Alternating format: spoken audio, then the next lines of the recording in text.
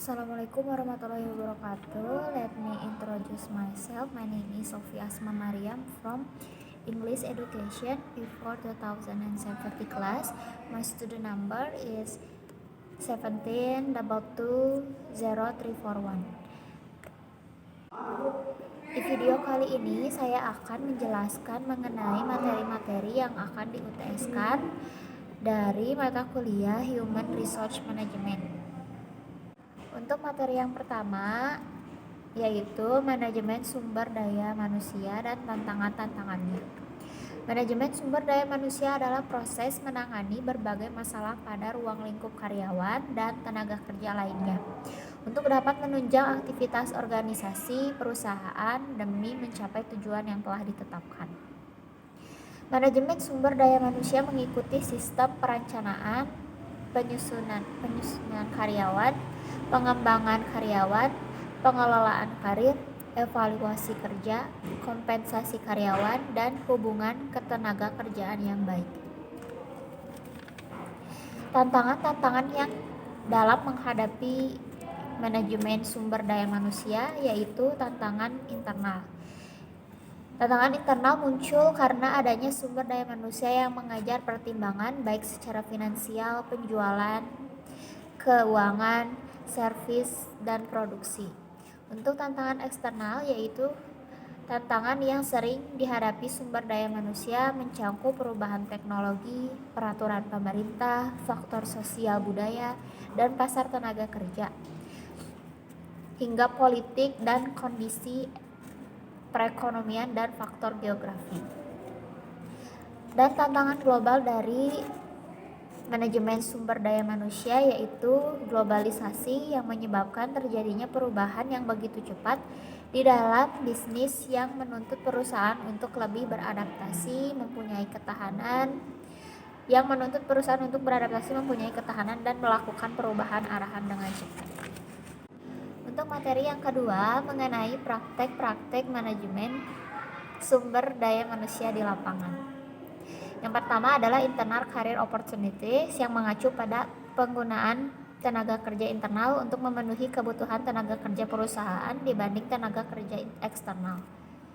Yang kedua adalah training system formal, yaitu mengacu pada kepelatihan formal yang diberikan kepada karyawan secara luas, mengacu pada skill yang harus dikuasai dan beberapa sosialisasi.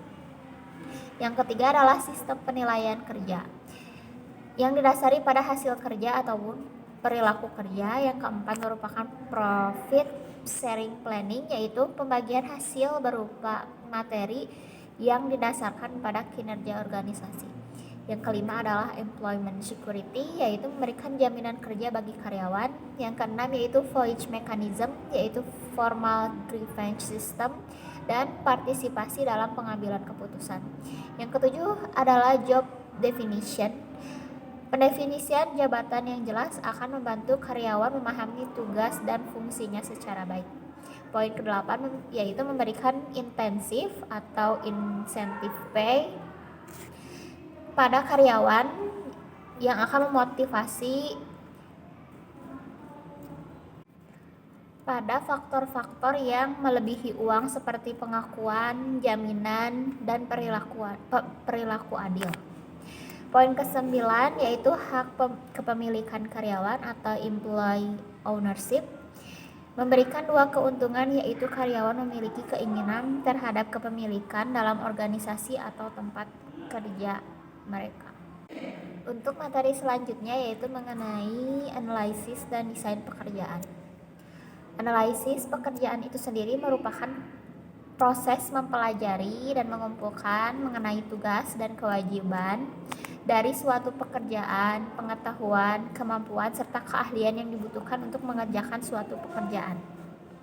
Manfaat dari analisis pekerjaan ialah merencanakan dan menentukan kebutuhan sumber daya manusia, menempatkan karyawan pada pekerjaan sesuai keterampilan, menetapkan standar prestasi kerja. Tahapan dari analisis pekerjaan ialah persiapan dan penyusunan daftar pertanyaan, pengumpulan data melalui wawancara, observasi atau kuesioner, penyempurnaan data melalui penyaringan dan analisis data. Implementasi dari analisis pekerjaan yaitu job description yang berfungsi sebagai pernyataan tertulis yang menguraikan fungsi tugas, tanggung jawab, wewenang, dan kondisi pekerjaan. Yang kedua yaitu job specification, yaitu menunjukkan siapa yang melakukan pekerjaan dan syarat yang diperlukan. Yang ketiga merupakan standar prestasi kerja, berfungsi sebagai sasaran atau target bagi pelaksanaan kerja dan merupakan ukuran kriteria keberhasilan kerja. Dan untuk materi desain pekerjaan yaitu proses penentuan tugas-tugas yang akan dilaksanakan, metode-metode yang digunakan, dan bagaimana pekerjaan tersebut berkaitan dengan pekerjaan lainnya. Desain pekerjaan juga berkaitan dengan efisiensi yang akan mendorong karyawan agar mampu dan termotivasi untuk mencapai keluaran atau hasil yang maksimal. Tujuan secara umum yaitu untuk menguasai penugasan kerja yang memenuhi kebutuhan perusahaan, teknologi, dan perilaku. Materi berikutnya yaitu materi keempat mengenai perencanaan sumber daya manusia. Perencanaan sumber daya manusia merupakan proses perencanaan sistematis untuk memaksimalkan sumber daya manusia sebagai aset utama perusahaan, bertujuan untuk memastikan kesesuaian antara tenaga kerja dan pekerjaan. Manfaat dari perencanaan sumber daya manusia itu sendiri membantu mengantisipasi kebutuhan tenaga kerja yang akan datang di masa depan. Yang kedua, agar bisa bekerja secara proaktif dalam menemukan kandidat yang sesuai. Dan kemudian proses perencanaan sumber daya manusia itu sendiri, yang pertama adalah persediaan tenaga kerja saat ini, yang kedua kebutuhan sumber daya manusia di masa depan, dan yang ketiga merupakan perkiraan permintaan sumber daya manusia di masa yang akan datang. Faktor-faktor yang perlu dipertimbangkan dari perencanaan sumber daya manusia yaitu growth, change, dan teknologi. Materi yang selanjutnya mengenai recruitment. Recruitment is the process of looking for, finding, inviting, and assigning a number of people from within and from outside the company as prospective workers with certain characteristics and determined in human resource planning. The purpose of recruitment is providing a group of prospective workers or employees who meet the recruitment, and to coordinate recruitment effort with selection and training program. The source of recruitment is internal recruitment and external recruitment, and the process of recruitment is formulating of a strategy for recruiting, search for job applicants, elimination of stable applicants atau screening, and making a collection of applicants or screening. Sekian penjelasan materi mengenai mata kuliah Human Resource Management.